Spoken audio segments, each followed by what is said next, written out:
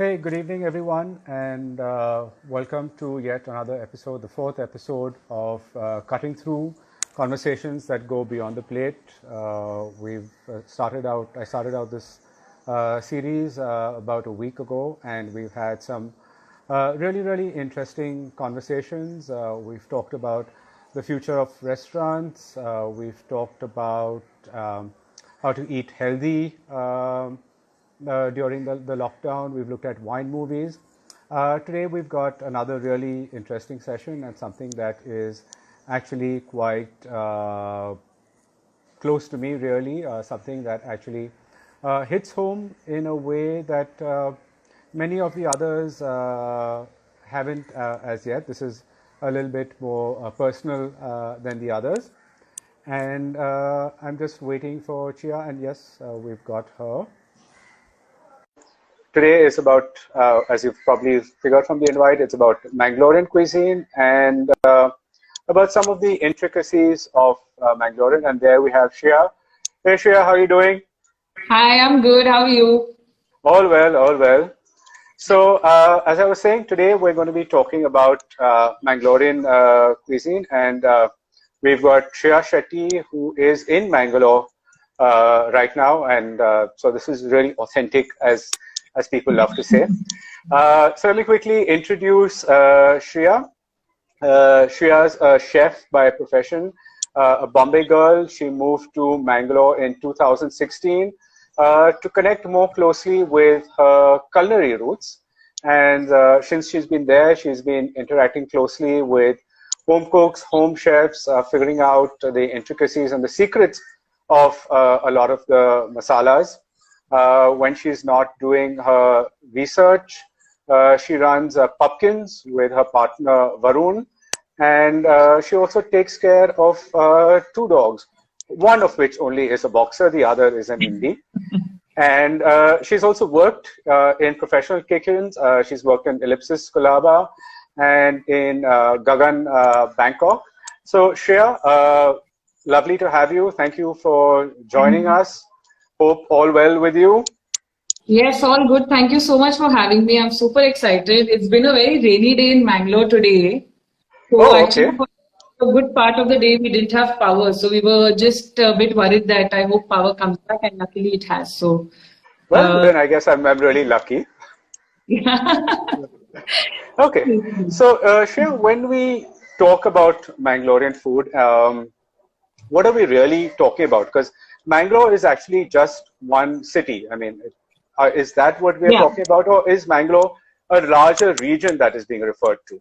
So when we actually talk about Mangalorean food, we are talking about the food of the Dakshin Kannada region in South India. That's the west coast of Karnataka, and the Dakshina Kannada is, now if I have to break it down, I mean, before it used to be all the way from Kundapur all the way to the to the south, which included the northern part of Kasaragod as well.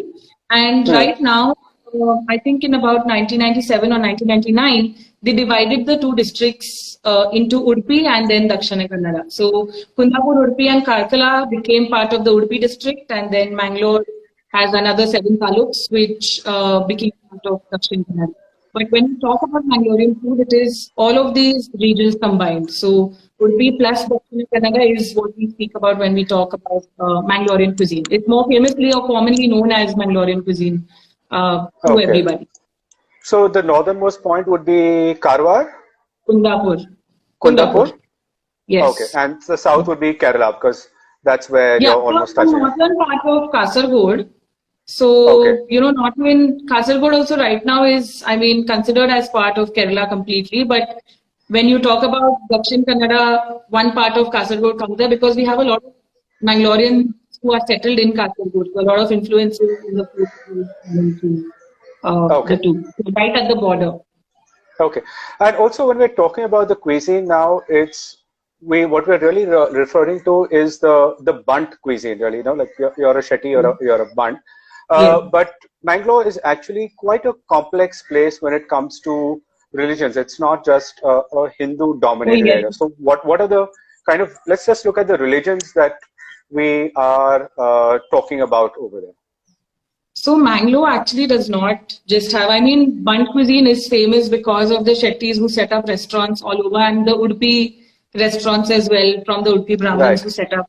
And that's the reason people think that that's all there is to Mangalorean cuisine. But we actually have Catholics, we've got Muslims, we've got a lot of different communities in the Hindu community itself that are residing in Mangalore and make up for a lot of our cuisine that comes through. It's just not showcased enough.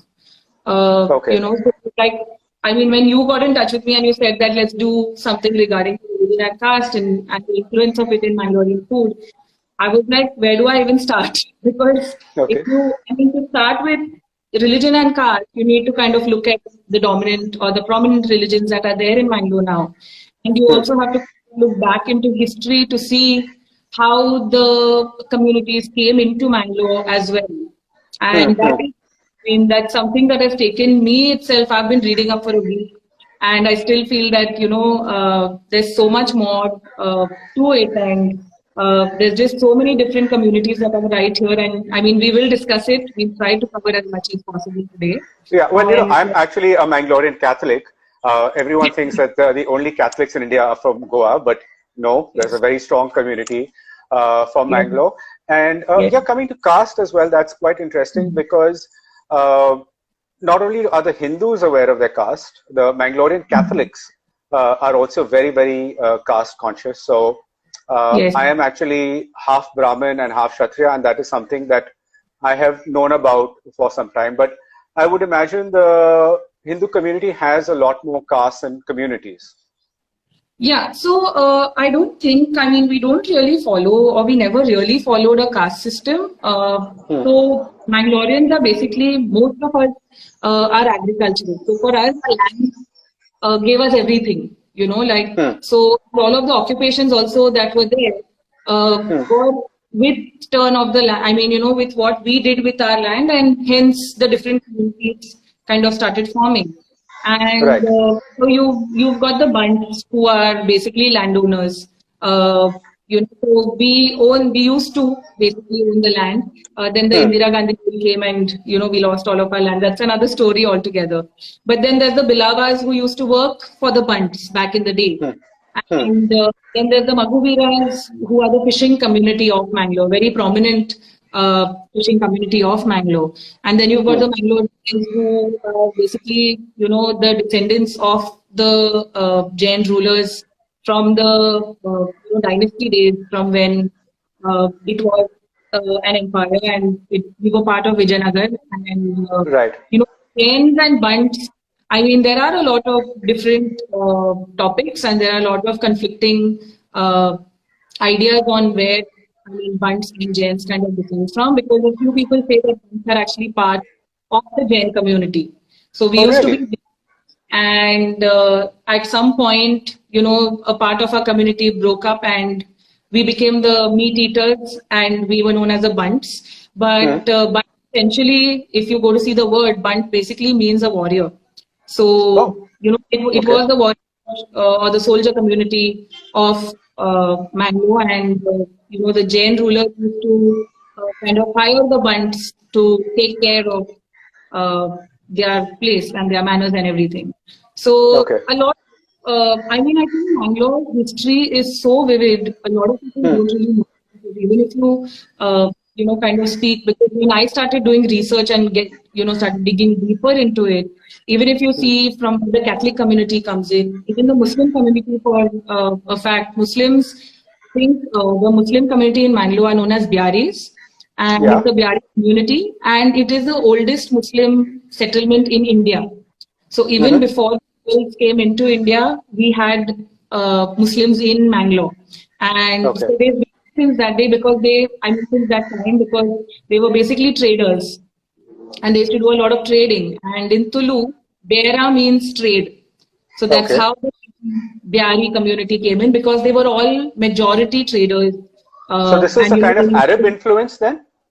yes, there is a lot of, Okay. in fact, they say that there's a Biari community in Yemen as well, because they Oh. used to kind of do a lot of trade with Yemen, with a lot of trade with Egypt.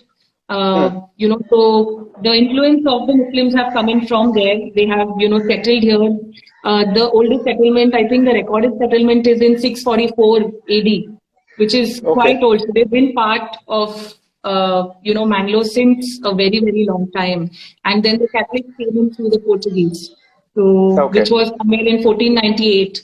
So, they were there much, much longer before. A lot of people don't know that. They think that it is Exactly. a majorly Hindu, city, and the entire place is either Bunts or Brahmins or GSBs. These are some of the communities that they know of, but they don't really know that Muslims actually have been a part of, and being the oldest Muslim settlement in India really says a lot. So Yeah. So these are not Dakkanis. These are not guys from the Deccan who came to. They precede them really. Yeah, so they came before, and then later on, when the Mughals came in, then you had more people coming in. But the first settlement, if you go to see, the recorded settlement came in from the Arab countries. Okay. So And are these communities? a lot. Sorry. So are these communities spread out all over Mangalore, or are there like certain pockets where they come from, like the Bunts, the GSBs, the Catholics? So I think right now they are all spread out. But for the Mughaveras, like I said, it's the fishing community. So you'll find them all across the coast. So they all live, they are the fishermen of Mangalore, and they come all across the coast. The GSBs, like I said, majorly they descended from Goa. So they are spread out all over. They are Brahmins, but they eat fish. So the Brahmins don't consider them as Brahmins. And so on and so forth. And the Bunts have always been here. So Bunts, we have always been in Mangalore. We were more of the inland people. So, agriculture was more of, that was our occupation, and that was what we were good at. And Muslims were the traders. So the Muslims, you will find there's this area known as Bandar, which Bandar is basically port. And majority of the Muslim community comes from, because you'll find, and most of the shops in the port area also belong to them. So they've been trading. Yeah. So how has this really influenced the food? I mean, when we're talking about religion and caste, I mean, is there a direct connection that you can see or that you've been able to eke out in terms of how these two areas are connected? See, I just feel that we had a base. So basically, Mangalorean food, if you go to see, the most common ingredients that we use throughout the communities is coconut. We've got curry leaves, we've got a few spices. Again, chilies came in from the Portuguese, so the chilies came in later. We were growing coconut, we were growing a few spices, which were being traded by the Muslim, and was sent to the Middle Eastern countries as well. And later, the communities started coming in, they started putting layers to the cuisine. So, so if you go to see, Mangalorean food by far is very similar, but the way we treat the ingredients depends from communities, depends even from house to house. So, which, I mean, later on we'll get into the Bhuta and Kola, that is the spirit worship that we do in Mangalore.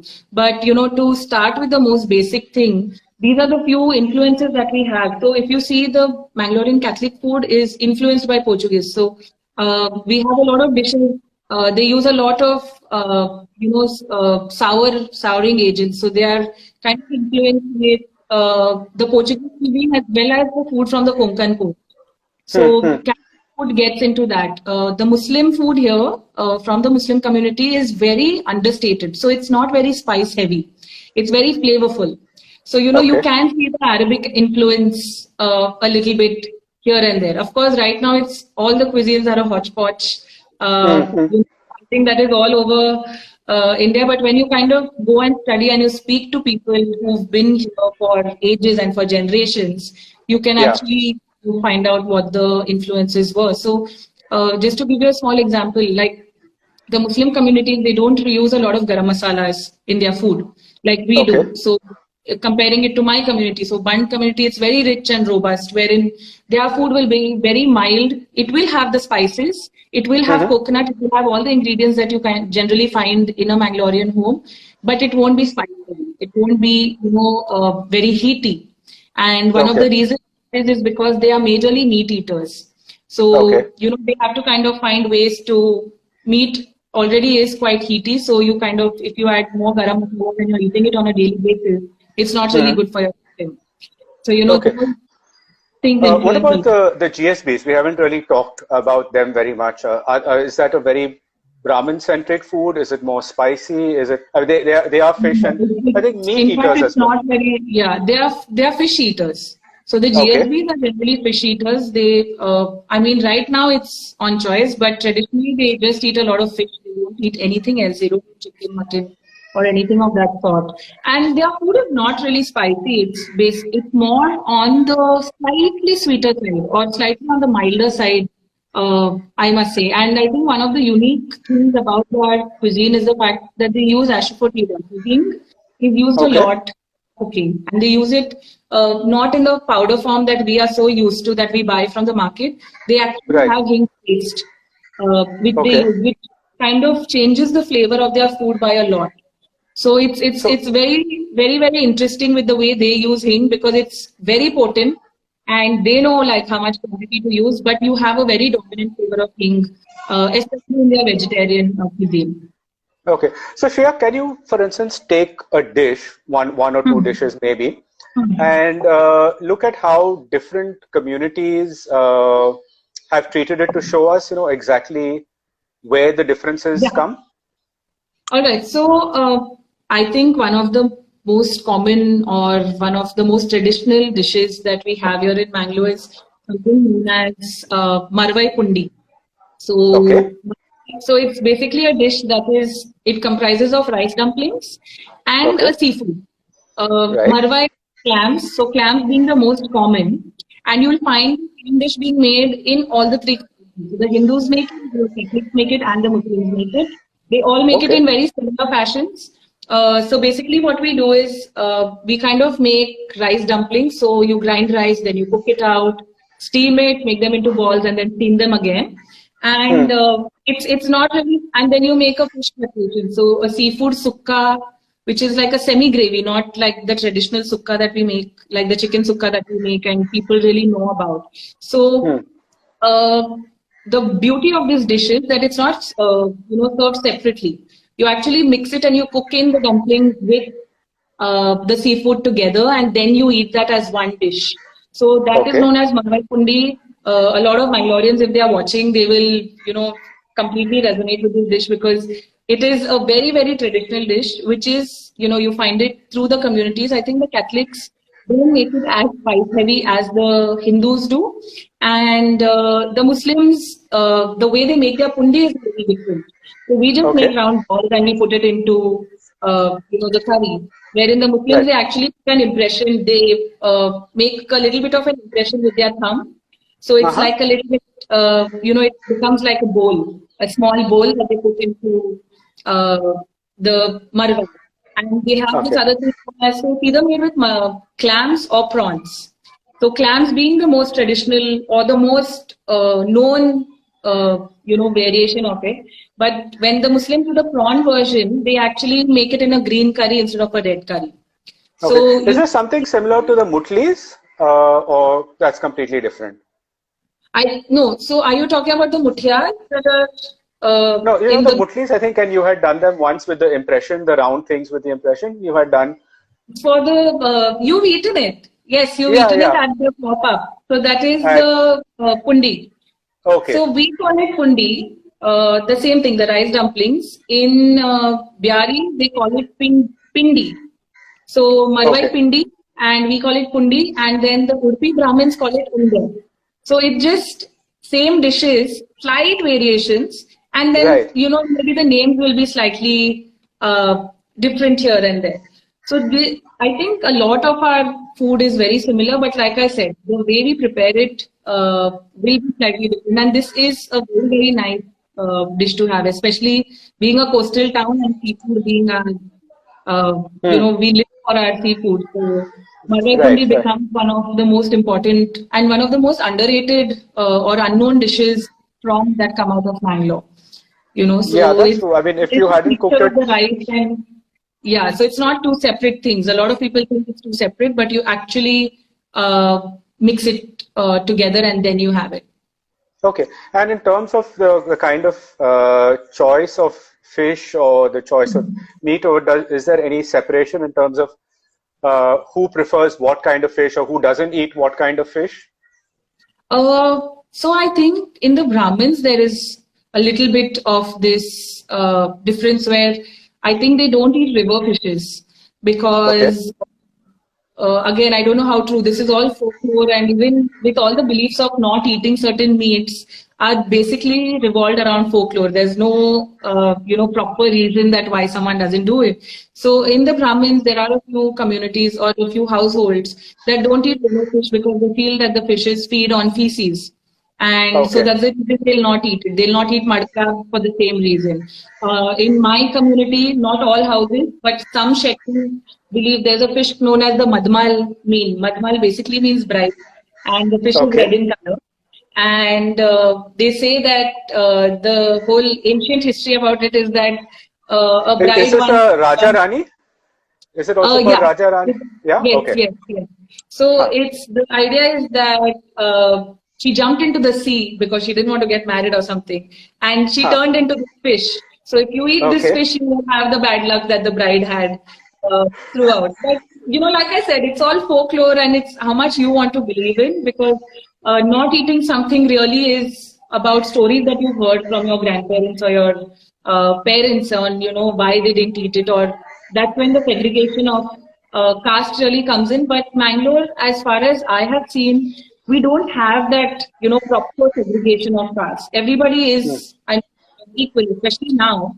Hmm. It's just that everyone had their own roles and duties on what they did, because for us agriculture was the main profession. So Right. whatever part the particular community played in tilling your land, or kind of removing the crop or selling the crop, all of that, that's how the communities were uh, divided. Right. And I You think know. that's when the Coca-Cola part also comes in, because Mangalore, I think more than, I may be controversial, but more than religion, like the structured form of religion, say as in Hinduism, we believe in deities. So we believe Okay. in the spirits of the land, and Hmm. we really believe that there are spirits who guard our land, because who make sure that our lands are fertile, and every household will Hmm. have a deity that we worship. So Hmm. most of the time, if you go to an old Mangalorean house, Hmm. you Hmm. will see a little bit of a temple kind of a structure built. But inside, you will not see a statue. It will either be a piece of rock, or you may see some ornaments that are put in. And the people who live in the house or live in that village will tell you that which deity is being worshipped in the land. Worship. Hmm. And we don't even pray to the deity every single day, like we do with God. It will be a function known as a or a nema that takes place once a year, and that's Hmm. Hmm. when everybody, like regardless whether you're a Bant or a Bilawa, whether as long as you're part of the community, you have to attend the function. So Okay. that is extremely interesting, and regardless of the religion, everybody kind of respects the Bhuta Kola more than anything else in Mangalore. Okay. So, Okay. it becomes extremely interesting. There are a lot of deities. So there's one deity known as Panjurli, Hmm. and Panjurli is basically wild boar, and Hmm. we because a lot of wild boars come and kind of destroy your field in Mangalore. Right. Yeah. So when you have Panjurli, you kind of pray to him, saying that kind of take care of Hmm. my land so that the crops are not destroyed. But if your family worships Panjurli, you cannot eat pork. Oh. You know, Okay.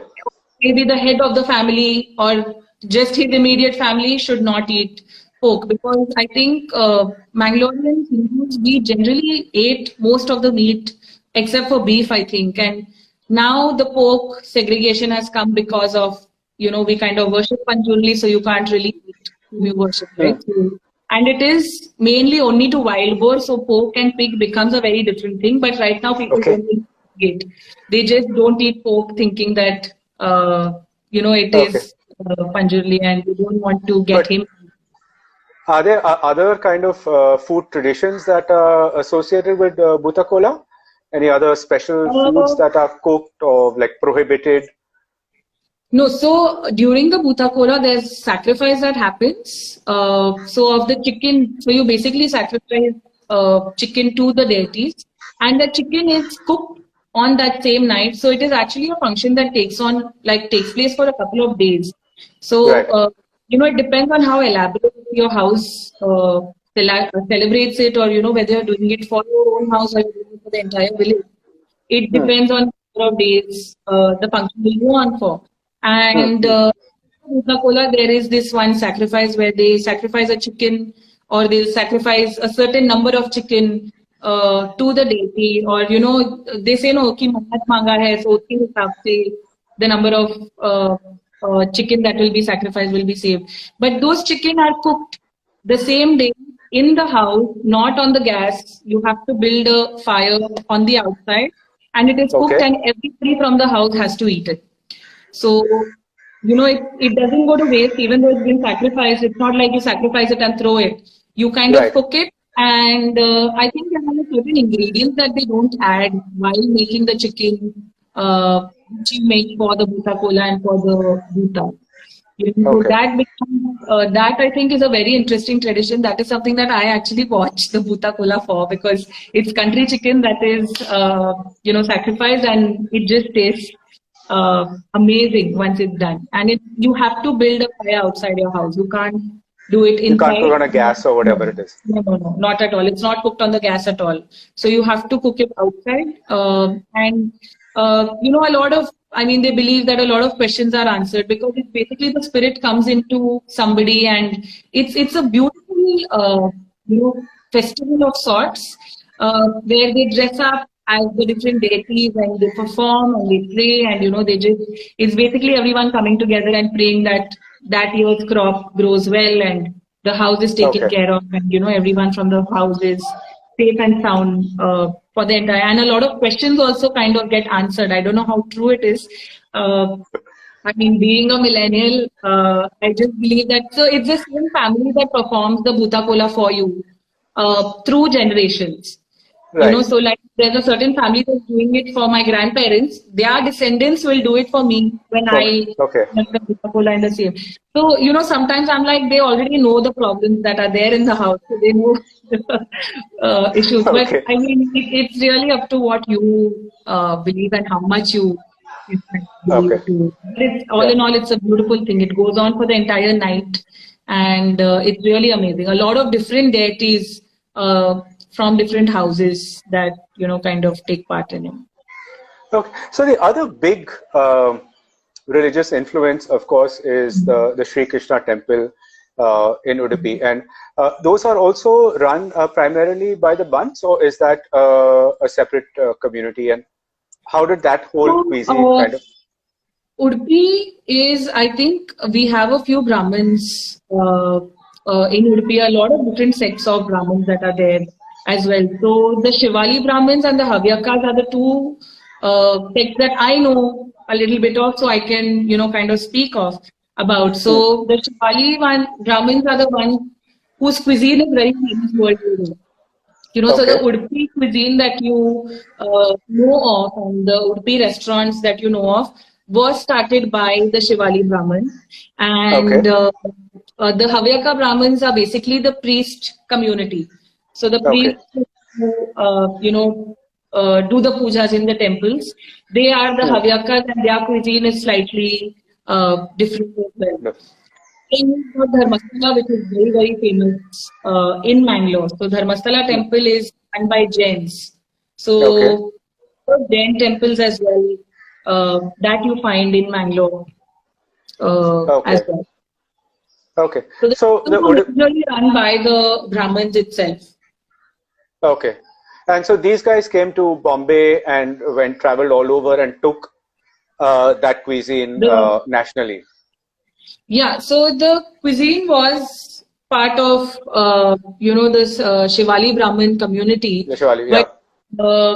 I think bringing it to Bombay was done by Bunts, because when the Bunts came down, Ah, they were the ones who okay. set up the Udupi restaurants first, and then the lunch homes kind of came in. So Ironically, in Mangalore, if you see, all of the Udupi restaurants are run by most, I wouldn't say all, most of the Udupi restaurants are actually run by Konkanis. And in Bombay, most of the Udupi restaurants are run by Shetties. So in Mangalore, you'll find very few Shetties running restaurants So as what's the difference compared between a to. Konkani and a Shetty? So we are bunts. Yeah. Konkanis belong to the GSB communities or, Ah, the other Brahmin communities as well. So okay. I was pretty shocked when I came 4 years ago. I thought, oh, in Bombay also it's Shetty. So, no, most of the Udupi restaurants in Mangalore, a lot of the Udupi restaurants in Mangalore are dominated by the Konkanis.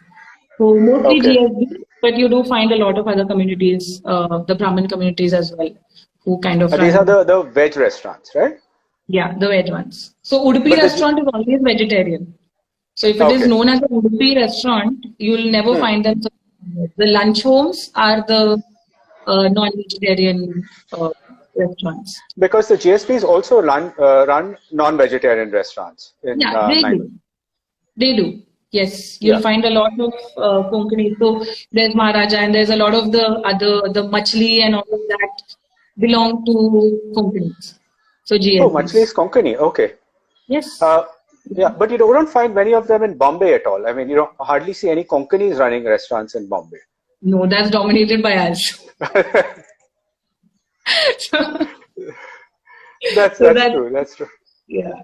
So Yeah. the Shetties moved to Bombay and then they started doing the hotel business.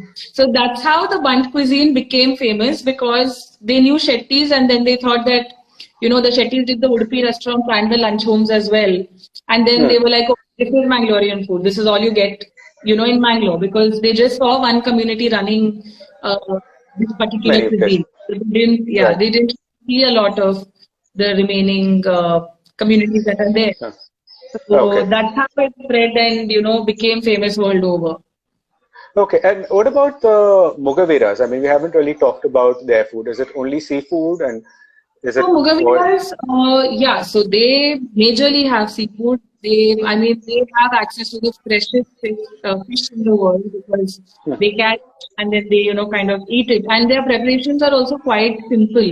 So, so there's this masala. So the basic paste that we make for most of our gravies is known as arep. Sorry, just to So, intrude, are the Mughaveras only Hindu or are they across religions? I think they are only mostly Hindu because I have not come across Mughaveras belonging to other religions. Okay, I think majority of them are Hindus because I don't want to be wrong. Whether there may be a few others as well, but Mughaveras majorly belong to the Hindu community. So majorly in Hindus, we've got the Konkanis, we've got the Bunts, and the Mughaveras. These are okay, the the three. three major ethnic groups within the Hindu community of Mangalore. Yeah, So like I was saying, so there's this masala that we make, which is known as arep, which is, the base of all our gravies. So the kori roti okay, and, for our fish curries, we know right. it's arepu. And when the fishermen actually go, on their boats and, they take their voyages, they obviously don't come back in a day. They go Right. for maybe 8 to 10 days at a stretch. So what they do is they actually prepare this masala from home and they take it. Hmm. And whenever they get fresh catch, they'll have a small stove on the boat itself. They'll just, put the rape and then they'll put the fish into it, boil it, and they'll eat it. And they Right. have the variety of fishes that they do. I think nobody else does. Okay. Like them. They have very simple preparations as well as very elaborate preparations. Like I think one of the things that one of my friends who belongs to the community had told me, they're like, they just take any fish, basically that you get, it's split in the middle, it's cleaned, and they just put a mixture of coconut, green chilies, coriander, a really mixture, and they just throw it on the coal. So the wood Okay. fire, so it's just directly kind of, I think, wrapped in maybe foil or banana leaves traditionally, and it's just put on the coal until the fish is cooked, and then you kind of have it with rice once it's done. So I mean, I've never tried it, but just thinking about the flavor combinations, I think it must be really good. And with fresh fish, it's kind of excellent. And they eat all fish. I mean, and then this masala can be done with anything at all, Yeah. with any Yeah. fish. Yeah. This is like, I mean, there will be slight changes depending on the fish, but the base of, say coconut, you'll have a little bit of coconut. So for fish curry, we use very less coconut, unless we are probably doing a prawn curry or something. So it will be a base of tamarind and chilies that will be the dominating flavor, and then maybe some coriander, some methi seed, some jeera, ajwain, depending on fish that you're kind of making. So Okay. that becomes, they do eat most of the preparations, because in Mangalore, I think there are about 30 to 40 varieties of fishes more that are caught on a daily basis, but only about 5 to 7 are sold in the markets. That is the ones that are the most famous that everybody knows of. And the remaining, they either go as fish feed because nobody wants to eat it, or some of it is exported as well. And then the Mughaveras community, they have a variety of fishes that they eat. I think they eat Right. most of the fishes, and they have special preparations for everything. Unfortunately, until now, I've not had the chance to go and sit down at a Mughavera home and, just have a talk with them and, kind of cook with them and see the entire process. But quite a few friends who've been telling me about their Well, I think maybe we can keep that for another episode then. But yes. Shriya, thank you so much for taking our time. As always, there's something new to learn, to kind of understand about Mangalorean food and the many layers that are there. And so, thank you so much for kind of breaking the myth that there's just this one big Mangalorean cuisine. And hopefully, we can have a conversation maybe sometime later once you've got more into depth into the various communities. Yes, I would love to. In fact, we've just scratched the surface. So I think I believe with that. Mangalorean Absolutely. food, we can have a lot of conversations, even if you take one community at a time. I can't believe it's already time. It is. Well, time flies when you're having a good conversation. But yes. Thank you so much, Shriya. Thank you for Take care. having me, and have a great time. Thank you so much. Thank you. And thanks to everyone who joined in as well. Yes, absolutely. Thank you, everyone. Great having you here. Our next session is on Monday, and we've got Fiona Arakal, who's coming on, and she's going to be talking about empowering women in agriculture in India. And that, I promise, is going to be another really good session. That's Thank going you, everyone. to be amazing. That's true. Stay safe, stay well. Take care. Thank you. Bye-bye. Bye.